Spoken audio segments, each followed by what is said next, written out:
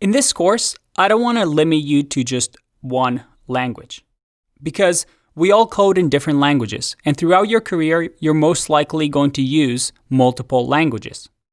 Now, this course specifically, I will have to use a language to demonstrate code and write some code. And I'm going to use JavaScript for this because it is similar with a lot of common languages, and it's also the most well-known.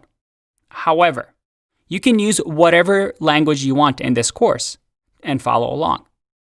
Even the exercises will give you solutions in different languages. So pick whichever one you want. But how are we going to run all these different languages when you're following along? Maybe I'm demonstrating something in JavaScript and you're coding along in Python. Well, we're going to use a couple of neat little online tools. The first one I'm going to show you, and the one we're going to use in this course, is REPL.it. REPL.it, as I like to call it.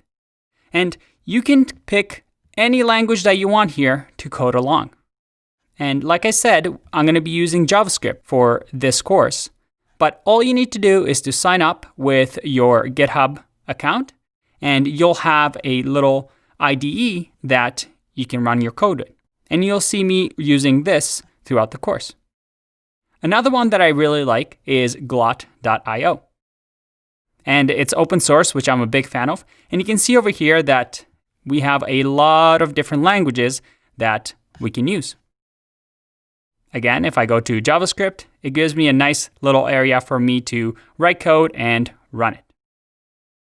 Another option, especially if you're using JavaScript, is to just go to View, Developer, and Developer Tools in Google Chrome. And this allows you in the Console tab to just write JavaScript.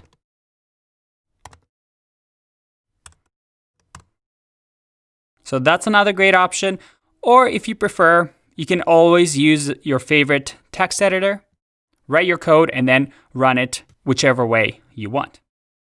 Again, keeping in mind that this course is language agnostic. That means it doesn't matter what language you use. What we're learning are foundational computer science principles that you can take anywhere throughout your career.